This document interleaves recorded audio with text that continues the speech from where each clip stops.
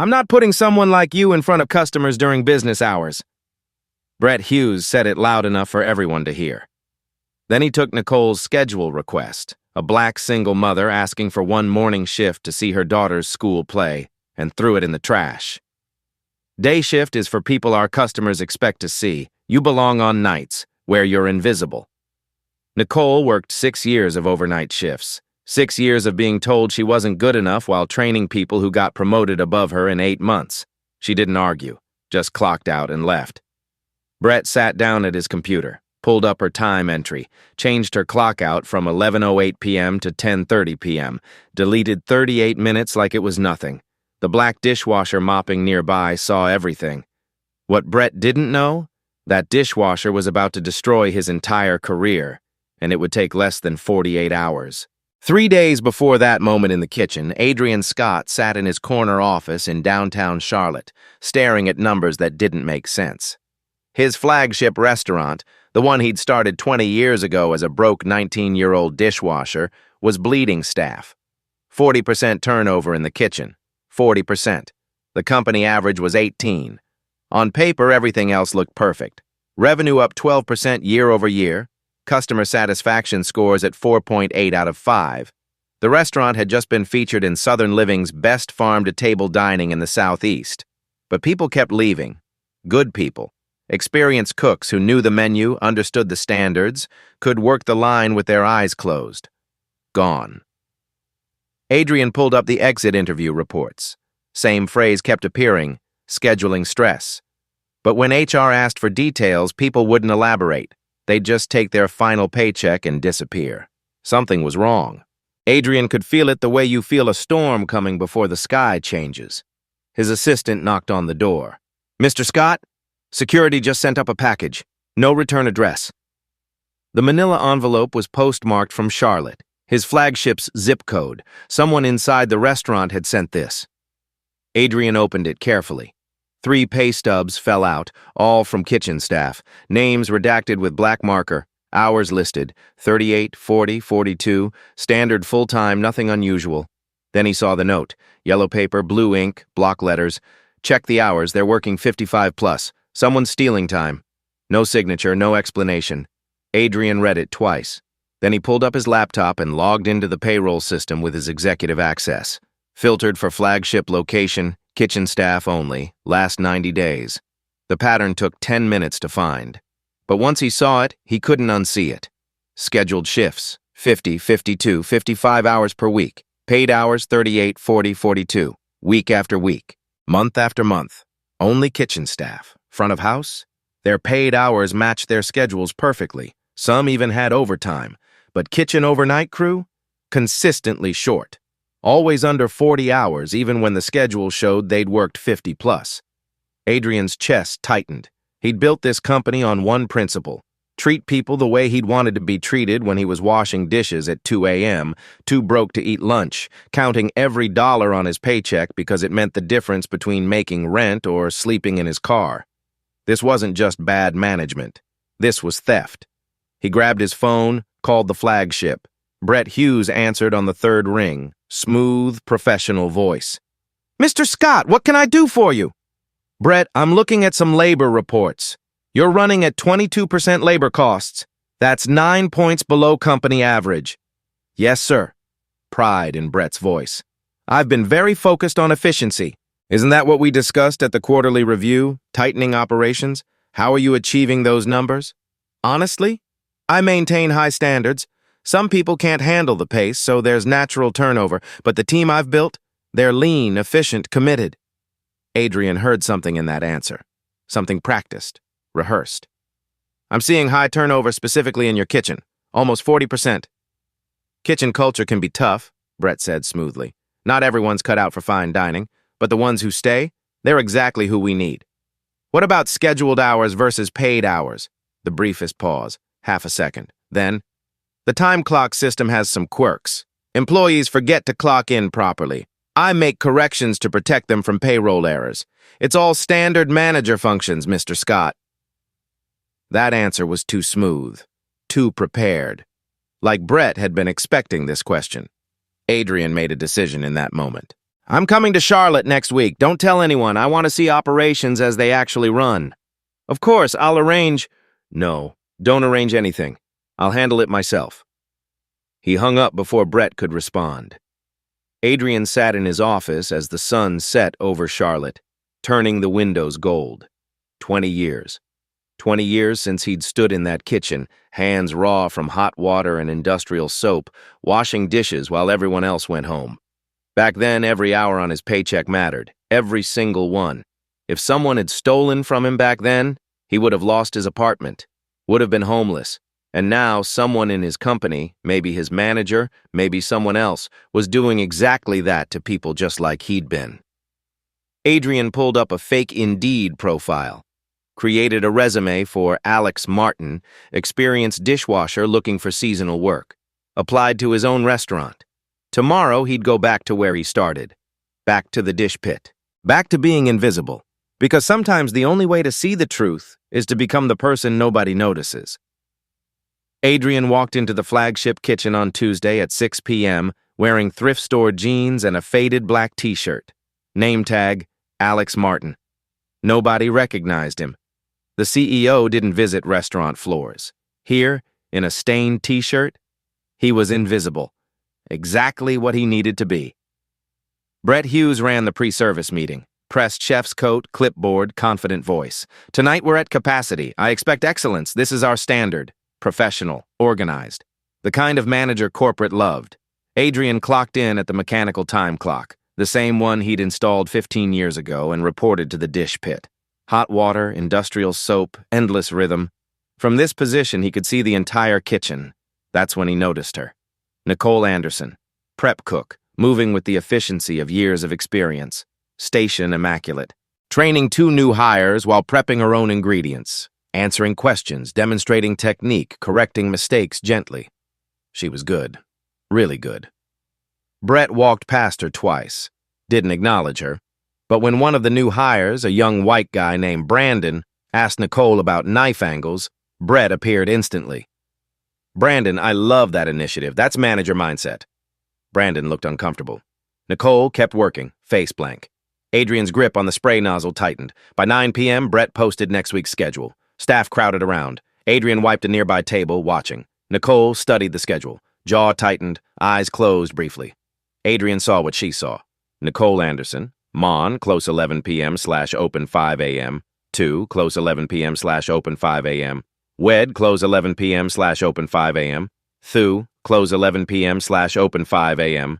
Fry, close 11 p.m./open 5 a.m. 5 Clopens, 6 hours between shifts, barely time to sleep. Rachel, a white colleague, checked her schedule. All-day shifts, 9 a.m. to 5 p.m., weekends off. She smiled, relieved. Carlos, a Latino cook, muttered, "Again? 5 Clopens?" "It's fine," Nicole said quietly. "We handle it." Brett stood 15 feet away. Adrian saw the small smile cross his face. That smile said everything. This wasn't accidental. This was intentional. By 10:45 p.m., the kitchen was nearly empty. Nicole finished closing prep. Brett sat in the manager's office, door open, working on his computer. Adrian mopped nearby, slowly, the invisible worker. That's when he saw it. Brett's screen was visible from Adrian's angle. Brett opened the time clock management system, meant for correcting honest mistakes. Brett clicked Nicole's name. Her entry showed, clock out 11:08 p.m. Brett changed it to 10:30 p.m., 38 minutes. Gone. 2 mouse clicks. He logged out, grabbed his jacket, left. Casual. Routine. Like he'd done it 1,000 times. Nicole finished at 11:10 p.m., clocked out at the physical time clock, 11:12 p.m. She didn't check the computer system. Too exhausted. Just pulled on her jacket and left, shoulders slumped. Adrian stood alone in the kitchen, knuckles white on the mop handle. He'd just witnessed theft. Not heard about it. Not read a report. Watched it happen. Brett had stolen from Nicole right in front of him. And the way he'd done it, casual, efficient, no hesitation, meant this wasn't new. This was routine. Adrian pulled out his phone. Need security footage, time clock area, last 60 days, tonight. The response came in seconds. On it. Adrian put his phone away and looked around the empty kitchen. 20 years ago, he'd been exactly where Nicole was. Invisible, working overnight while everyone slept. Every hour on his paycheck mattered because it meant making rent or sleeping in his car. If someone had stolen from him then, he would have lost everything. And now his manager was doing exactly that to how many people, for how long. Tomorrow he'd come back, work another shift, get closer to the overnight crew, find out what else Brett was hiding. Because that smile on Brett's face when he saw Nicole's 5 clopens, that wasn't the smile of someone making scheduling decisions. That was the smile of someone enjoying power over another person. And the casual way Brett had deleted those 38 minutes, that was the movement of someone who'd done it so many times it had become muscle memory. This wasn't one bad decision. This was a system. And Adrian needed to know how deep it went. Adrian sat in his hotel room at 12:30 a.m., laptop glowing in the dark. He pulled payroll data remotely, cross-referencing scheduled shifts against paid hours. Nicole Anderson, scheduled 54 hours this week, paid 39. Carlos Gutierrez, scheduled 51 hours, paid 38. Rachel Cooper, scheduled 38 hours, paid 38.5. She'd even gotten overtime credit. The pattern was undeniable. Overnight crew shorted, day shift paid fairly, sometimes generously. Adrian opened his calculator. $14,280 stolen in 3 months alone. His hands shook, not from fear, from rage. At 9 a.m., he called his COO. I need security footage from flagship, last 60 days, time clock area. Don't tell anyone. What's happening? Wage theft, kitchen manager, I need airtight proof. How bad? Bad enough I'm staying undercover. His COO paused. I pulled Brett Hughes's employment history. He managed 3 other locations before Charlotte. Labor costs at all of them, around 22%. Company average is 31%. Adrian's chest tightened. How many people? 28 employees over 4 years. Estimated total theft, $340,000. The number hung in the air like smoke. And Adrian? His COO's voice dropped. The company paid Brett $31,000 in efficiency bonuses during that period. We rewarded him for this. Adrian couldn't speak. His company hadn't just allowed theft, they'd incentivized it, promoted Brett, given him the flagship as a prize for stealing from workers. I need 3 things immediately, Adrian said finally. Full audit of every location Brett supervised, seal his system access without alerting him, get our employment attorney on standby. When do we move? Not yet. I need more than numbers. By noon, Adrian was back at the restaurant for a double shift. Brett looked surprised. Alex, most people don't come back after overnight. Need the hours, got bills. Brett smiled. Work ethic.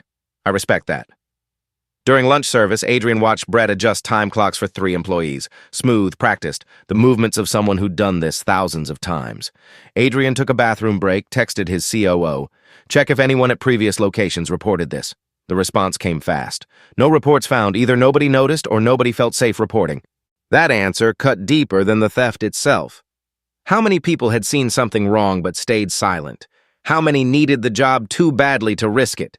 How many had documented the theft privately, like Nicole with her blue notebook, but didn't think anyone would believe them over a manager? At 4 p.m., Adrian clocked out and went back to his hotel. He had data now. Video evidence coming. Employment history showing pattern. Financial records showing motive. But he didn't have the most important thing, understanding why victims stayed silent. The numbers told him what happened. Only the people who lived it could tell him why. Tonight he'd work the overnight shift, get close to Nicole and the crew Brett had been robbing, earn their trust somehow. Because until he understood their fear, their exhaustion, their reasons for not speaking up, he couldn't build a system that would actually protect them. Brett had exploited their silence for 4 years. Adrian needed to understand that silence before he could break it. He looked at his phone. Nicole's schedule pulled up on screen. 5 clopens this week.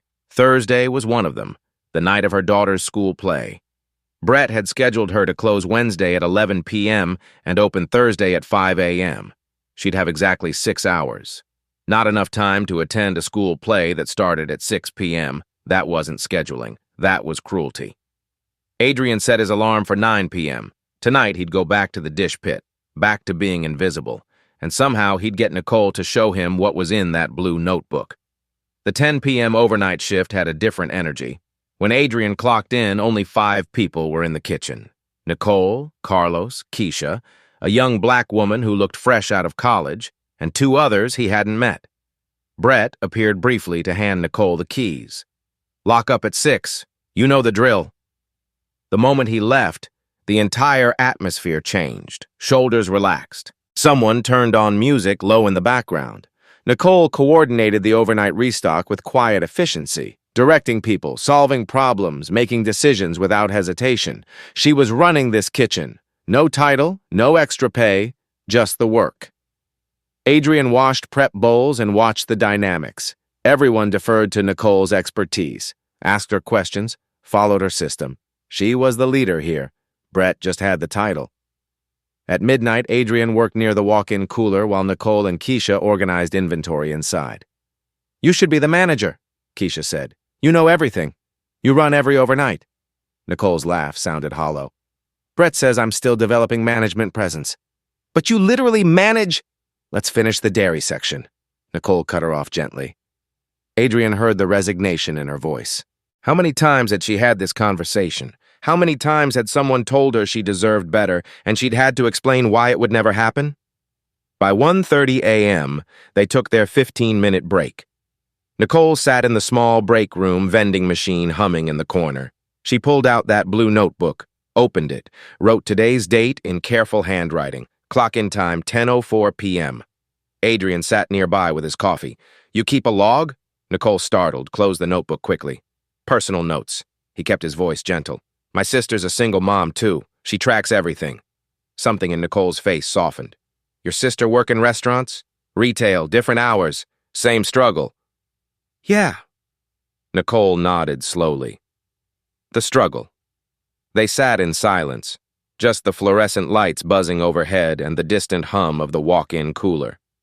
Back on the floor at 2:15 a.m., Adrian worked close enough to hear Keisha talking to Nicole. "Hey, can I ask you something?" Keisha sounded hesitant. "Do you check your pay stubs really close? Mine seemed short last week." Nicole's entire body tensed. She glanced around. Brett was gone, then spoke quietly. "Take photos of when you clock in and out. Every shift. Why? The system has glitches. Helps to have backup." "Does everyone do this?" Nicole's voice dropped even lower. "Everyone who stays longer than 3 months learns to—" Adrian's jaw clenched. This wasn't Nicole's secret. This was common knowledge. They'd all figured it out, all started documenting, all stayed silent because what choice did they have? At 2:43 a.m., Keisha left, only scheduled until 2. Just Nicole, Carlos, and Adrian remained. Adrian saw Nicole sitting on an overturned crate near the back door, staring at her notebook. Not just tired, something deeper, defeated. He dried his hands and approached. "You okay?" Long silence. Then, almost to herself, "I've been here 6 years, trained 11 people. 5 of them got promoted to other locations. I'm still overnight." Adrian sat on a nearby crate. "Why do you think that is?" She looked at him like she was deciding whether this stranger could be trusted with the truth. "You really want to know?" Her voice was flat. "Or are you just being nice?" "I really want to know." Nicole took a breath. Something broke open in her expression, like she'd been holding this in for so long she couldn't anymore. "Mr. Scott, the owner, he started as a dishwasher. Everyone knows the story. He talks about dignity and second chances in all the company videos." She opened the notebook, showing Adrian pages of handwritten entries. "I documented everything, every shift, every time I clocked in and out, 14 months. Adrian's heart hammered as he looked at her meticulous records. Dates, times, pay stub hours next to actual hours, math in the margins. Missing 8 hours this week, $156 gone. Another page, missed Maya's play. Again, another, asked Brett about day shift. He said next quarter. 14 months of proof, Nicole continued. Her voice cracked. "But here's the thing." She paused. Adrian saw tears forming. Not sadness, exhaustion, rage. If Mr. Scott built this place from washing dishes like I'm doing right now and he doesn't see what's happening in his own first restaurant. She looked directly at Adrian. Maybe this is how it's supposed to be. Maybe I misunderstood what the American dream actually means. The words hit Adrian like a fist to the chest. Nicole, this skilled, dedicated woman who'd given 6 years to his company, who led the overnight crew without recognition, who documented her own exploitation because she knew something was wrong. She thought she'd misunderstood his dream.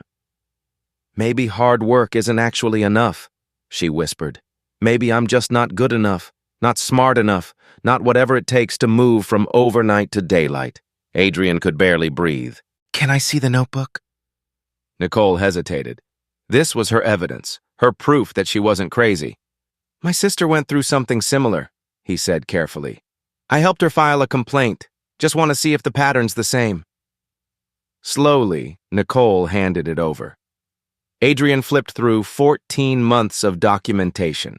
Every discrepancy noted, every stolen hour calculated, every missed moment with her daughter recorded, every time Brett promised next quarter and then scheduled another week of clopins, page after page of systematic theft, and in the margins, Nicole's increasingly desperate notes. "Is this normal? Am I wrong? Maybe I'm not working hard enough. What am I doing wrong?" She'd been gaslit so thoroughly, she'd started doubting her own documented evidence. "What will you do with that?" Nicole asked quietly. "Someone needs to know this is happening." "Who? HR?" Her laugh was bitter. "They'll ask Brett. He'll say I'm lying or confused. I'll get fired. Then what happens to Maya's insurance? She has asthma. We need the coverage." "What if someone higher than HR knew?" Nicole shook her head. "Like the owner? He's too busy opening new locations, building his empire.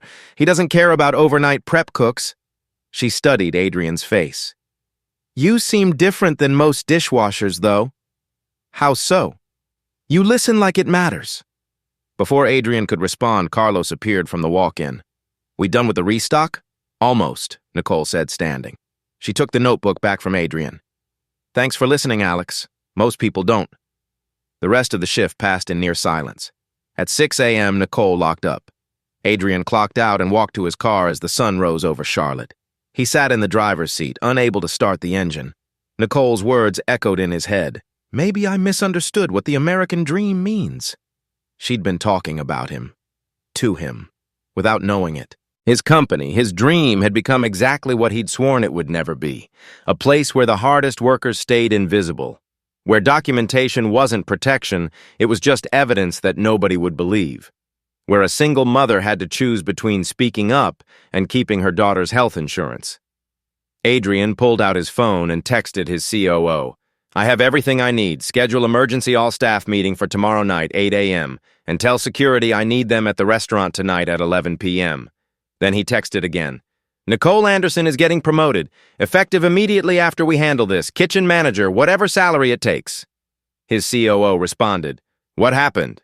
Adrian typed.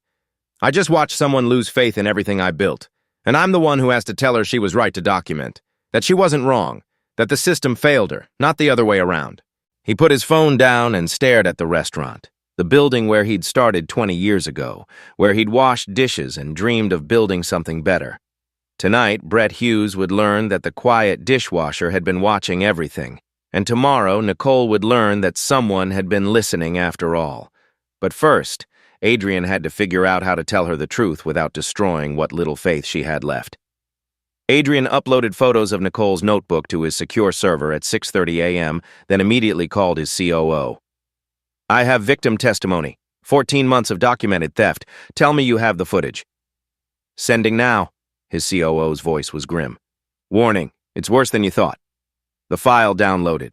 Adrian opened it. Security footage, time-stamped, crystal clear. Brett at the manager's computer. Click, adjust, click, adjust. Over and over. 43 separate instances compressed into 4 minutes. Every adjustment made after employees clocked out physically. Every change shaving 30 to 45 minutes. The timestamps matched Nicole's notebook entries perfectly. She'd written down when she clocked out, and the video showed Brett changing it minutes later. "He's careful," his COO said. "Never adjusts more than 45 minutes per person per day. Stays under the threshold that triggers automatic payroll alerts." Employment history. What did you find? Brett managed 3 locations before Charlotte. Labor costs. 1.8%, 2, 2.3%, 22.1%. Company average is 31%. We promoted him specifically because his numbers looked exceptional. Adrian's stomach turned. How many victims total? Conservative estimate across all locations, 28 employees over 4 years. Total theft approximately $340,000. The number sat between them like a body. There's more, his COO's voice dropped. The company paid Brett $31,000 in efficiency bonuses during this period. Every time he hit those low labor percentages, he got a bonus check. We literally paid him to steal. Adrian closed his eyes. His company hadn't just enabled theft. They'd incentivized it, rewarded it, made Brett's career success dependent on robbing workers. Pull everything, Adrian said. Every payroll record from every location he managed, every schedule, every time clock adjustment. I want documentation showing this isn't isolated incidents, it's systematic. Already on it. What else? Seal his system access right now. Don't alert him. Just lock him out quietly and get our employment attorney ready with a full restitution plan. Every stolen dollar gets paid back with 20% damages. When do we confront him? Adrian looked at the clock. 6:45 a.m. Tonight, 11 p.m., when overnight shift clocks in. I want Nicole and Carlos there to see this happen. That's unconventional. They've been invisible for 14 months. They deserve to watch justice happen in real time. After the call, Adrian sat with the security footage playing on loop. 43 times. Brett stealing with the casual confidence of someone who'd never been questioned, never been caught, never faced consequences. This was the smoking gun. Undeniable proof. Video evidence with timestamps, employment history showing pattern across multiple locations, financial records showing motive. Brett's bonuses were tied directly to keeping labor costs low, meaning he profited from every stolen hour. And Nicole's notebook provided the human testimony proving these weren't system errors or honest mistakes. This was calculated, intentional, serial. By 10 a.m., Adrian received the full audit results. His COO had worked through the night. Location 1, Miami, 8 victims, $89,000 stolen over 14 months. Location 2, Atlanta, 11 victims, $126,000 stolen over 18 months. Location 3, Nashville, 9 victims, $114,000 stolen over 16 months. Location 4, Charlotte, current, at least 12 victims identified so far.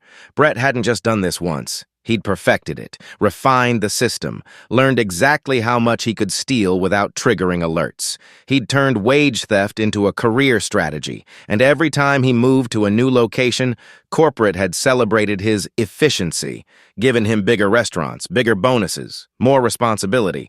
The system hadn't just failed to stop him, it had promoted him for it.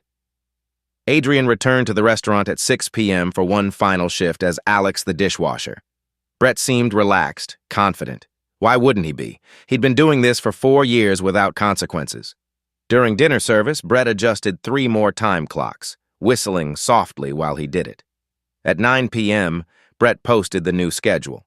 Nicole got 5 more clopins. She saw it, jaw tightened, said nothing. Just went back to prep work. Brett had no idea what was coming. No idea that in 2 hours his entire world would collapse. No idea that the quiet dishwasher mopping floors was the owner he'd been stealing from. At 10:30 p.m., Adrian clocked out and changed into a suit in his car.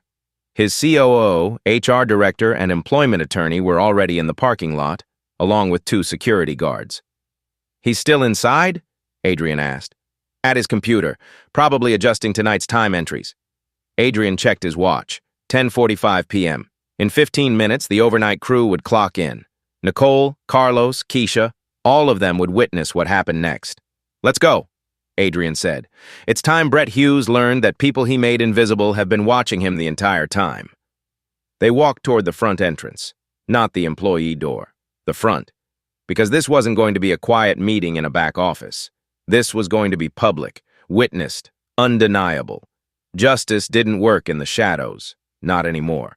At 11:07 p.m., the overnight crew clocked in. Nicole, Carlos, Keisha, and 2 others gathered in the kitchen. Brett sat at the manager's computer, routine as always, about to start his nightly adjustments. Then Adrian walked through the front entrance, not the employee door, not in his dishwasher clothes. He wore a tailored navy suit, and 3 people followed him. His COO, the HR director, and a woman carrying a briefcase, clearly an attorney. Behind them, 2 security guards waited by the door. Nicole froze. Alex?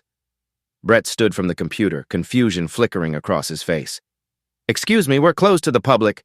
Adrian's voice cut through the kitchen like a blade. Brett Hughes. My name is Adrian Scott. I own this company. The silence was absolute.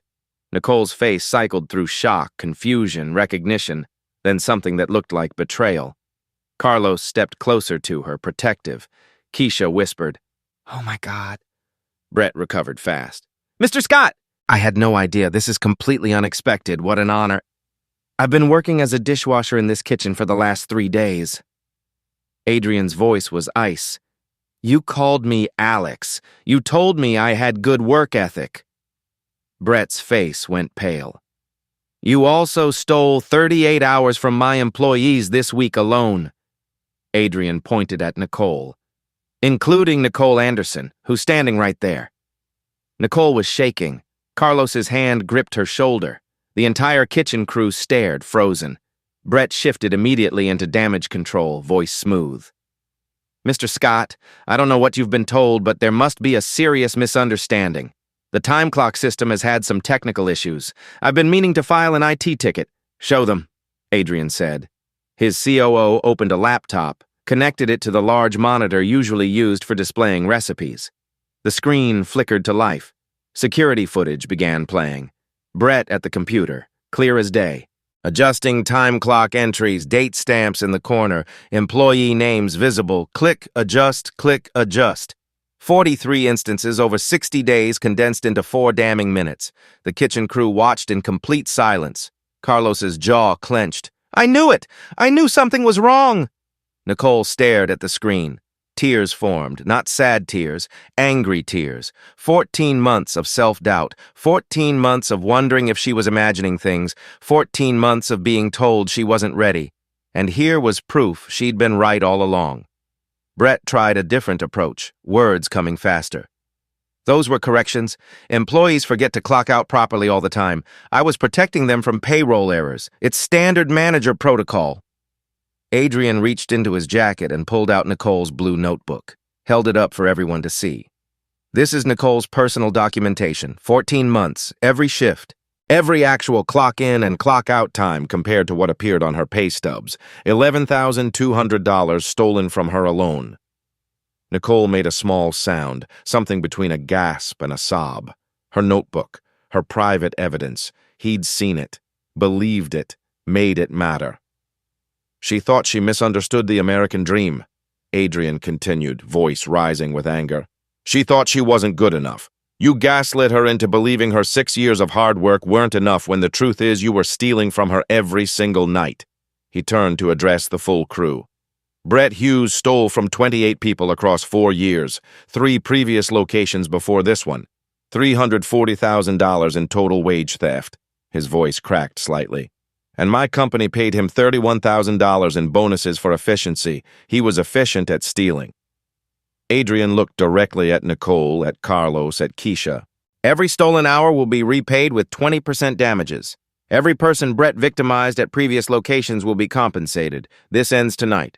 Back to Brett.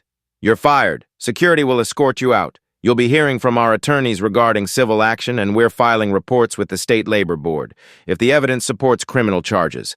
We'll cooperate fully with law enforcement." Brett's professional mask finally cracked. "You can't prove intent. Those could be honest system errors. I was trying to help." Nicole stepped forward, hands shaking but voice steady. "I have 14 months of documentation. Keisha has 3 weeks. Carlos has 8 months. She looked at the others. They nodded. "We all knew. We all tracked it because we couldn't trust the system. We just didn't think anyone would believe us." She turned to Adrian. In that moment, she transformed completely, from victim to advocate, from doubting herself to standing in her truth. "Hey, you said someone needs to know this is happening."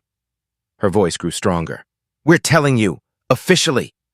Adrian held her gaze. "I believe you, and it stops now."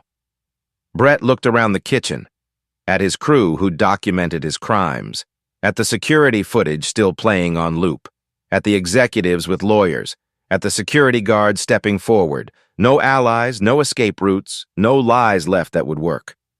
"Let's go, Mr. Hughes," one security guard said quietly. Brett grabbed his jacket, still protesting. "This is a mistake. You'll see. The system has glitches." His voice faded as they escorted him through the back door. The door closed. Silence fell over the kitchen. Nicole was crying openly now. Carlos hugged her. Keisha stood frozen, trying to process what she'd just witnessed. The other crew members looked shell-shocked, relief mixed with disbelief. Adrian stood in the center of the kitchen where he'd started 20 years ago. The restaurant he'd built from nothing.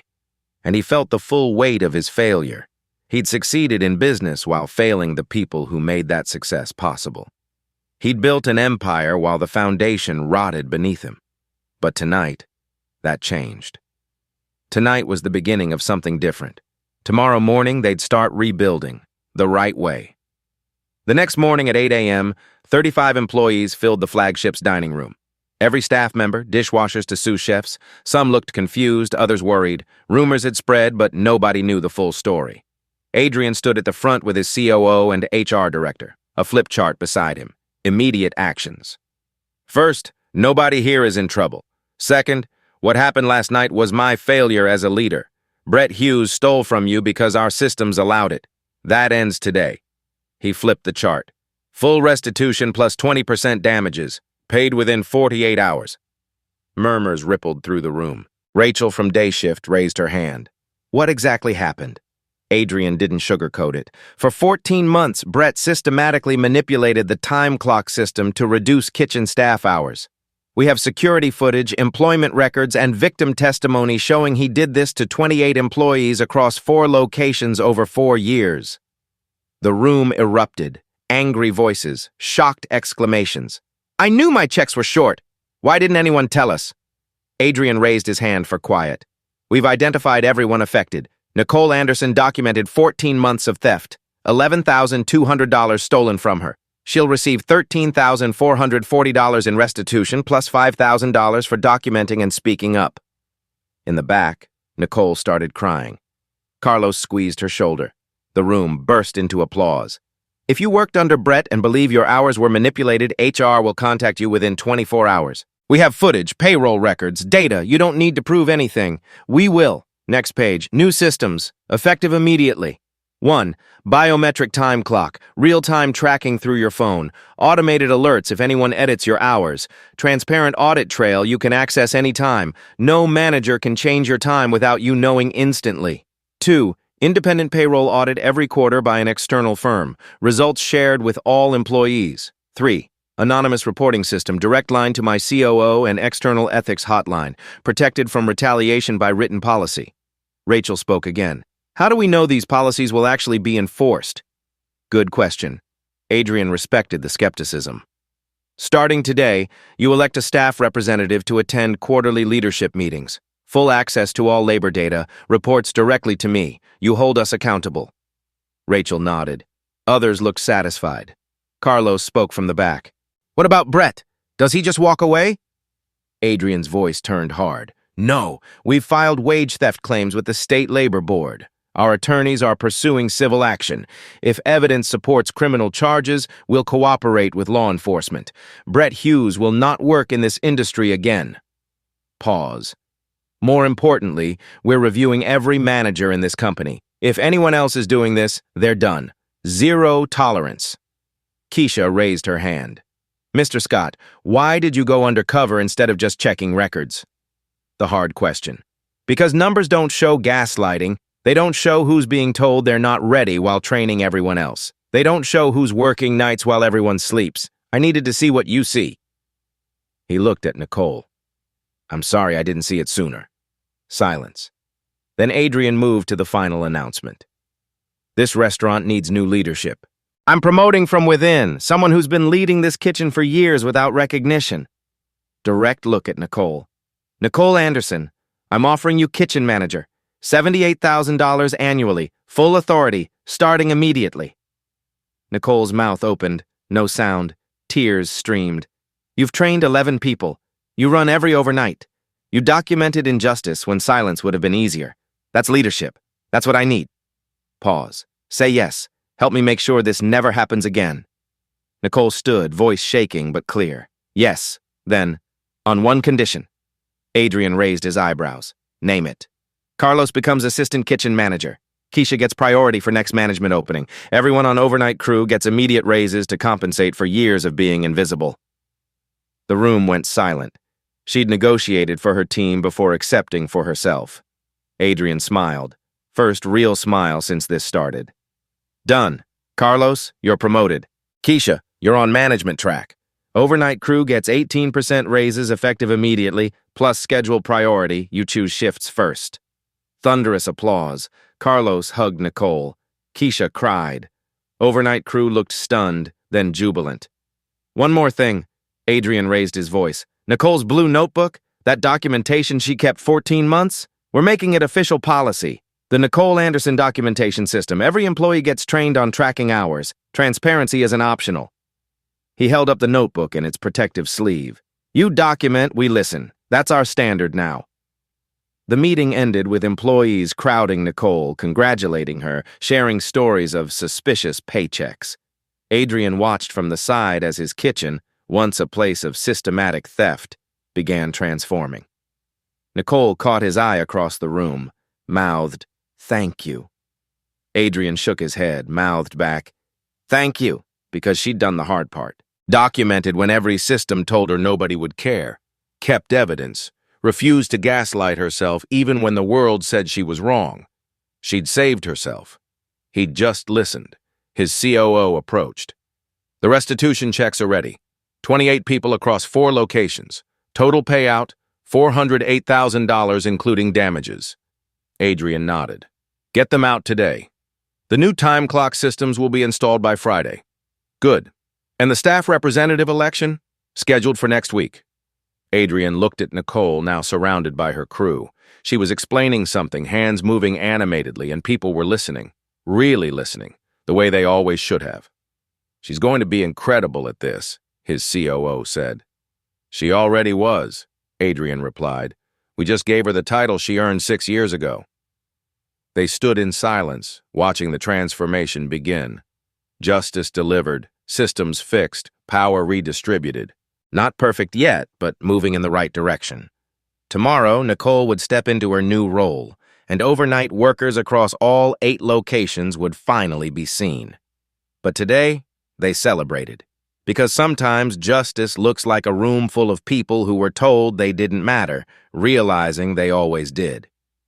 3 weeks later, the flagship kitchen felt different. Not just Brett's absence, something deeper. The air lighter, laughter during dinner rush instead of silence. Nicole sat in her new office reviewing the schedule. Carlos knocked. Boss, new schedule looks good. Everyone requested their shifts. Wild concept. Turns out people work better when they're not exhausted. She pinned it to the board. Equitable distribution. No clopins. Rotating weekends. Staff gathered to check. Quiet approval. This was fairness. Unremarkable because it was simply respect. Keisha studied it. Nicole, you gave yourself 2 overnight shifts. I like overnight sometimes. But now it's a choice, not a punishment. The difference was everything.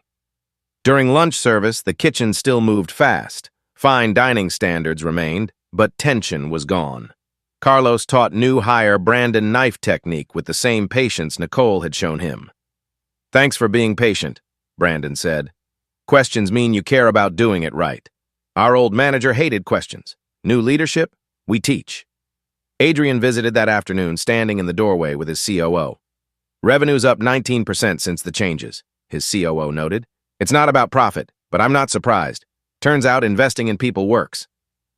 On Thursday at 6 p.m., Nicole left early, first time in 6 years. Staff noticed. Boss leaving before close? Carlos grinned. Her daughter's school play. Remember when she asked Brett for one Thursday off? He scheduled her for a clopin as punishment. Different world now, Rachel said. Nicole arrived at the elementary school, found a seat. When Maya appeared on stage, playing a tree, not even a speaking role, Nicole waved. Maya's face lit up, waved back excitedly. The woman beside Nicole smiled. You look so happy. I almost missed this. For years, I almost missed everything. Monday morning, Nicole called a staff meeting. I want to tell you something personal. When Brett was here, I missed 18 of my daughter's school events in 2 years. Games, plays, conferences. He'd schedule me deliberately against them. Silence. Last Thursday, I watched Maya perform. She played a tree, not even a big part. But I was there. Nicole's voice caught. If you need time for family, for life, tell me. We'll make it work. This job matters, but it's not your whole life. I forgot that. I won't let you forget it. Keisha spoke up. Brett said work-life balance was for people who don't want to succeed. Brett was stealing from us. His advice is worthless. Agreement rippled through. Someone laughed. Brett's ghost finally gone.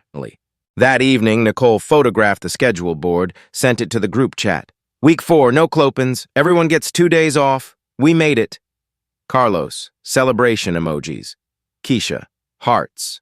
Rachel, never thought I'd see the day. Neither had Nicole. A kitchen running efficiently through respect, not exploitation. Profits up because people wanted to work, wanted to stay, wanted to teach. The American dream hadn't been a lie. It just required someone to actually build it.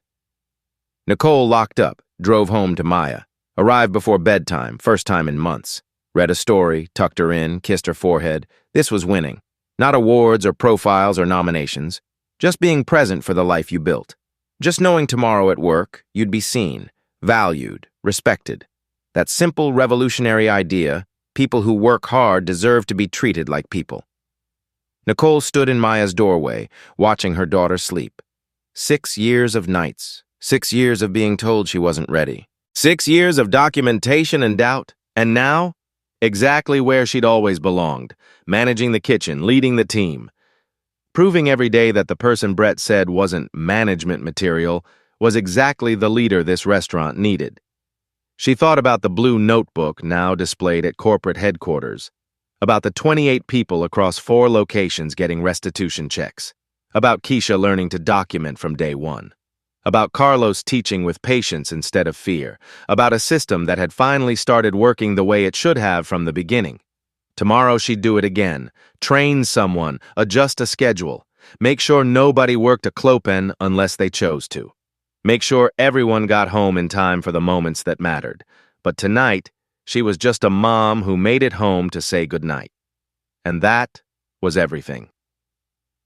6 months later, Provisions and Co. corporate headquarters in Atlanta hosted company-wide manager training. Nicole stood at the front of the conference room, 40 managers watching. Subject: transparent labor practices and employee dignity.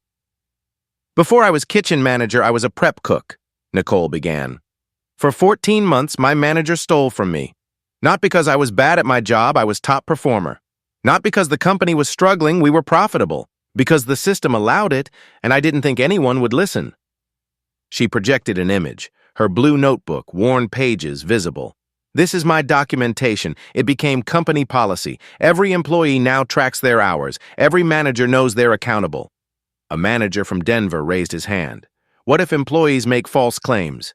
In 6 months, we've had 0 false claims. We caught 2 more managers manipulating time clocks at other locations. Transparency protects everyone, including good managers. After the session, Adrian found Nicole in the hallway. You're a natural teacher. Learned from experience what not to do. I never asked. Did you send the anonymous envelope that started this? Nicole smiled slightly. No, that was Carlos. He was too scared to sign his name. Thought you wouldn't care. I'm glad he took the chance. Me too. Changed my life. I was thinking about quitting, giving up. She looked at Adrian directly. Thank you for listening, for believing us, for acting.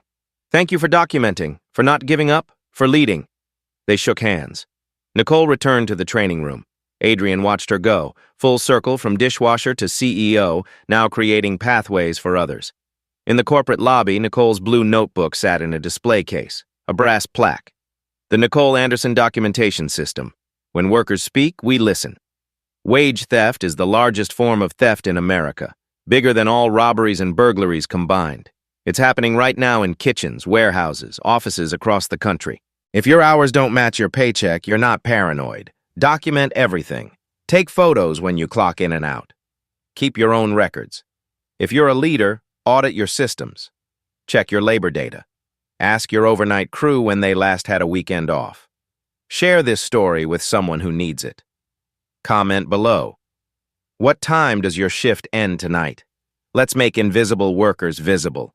The American dream shouldn't require you to prove your hours weren't stolen, but until systems change, document your time, believe yourself, speak up, someone might be listening.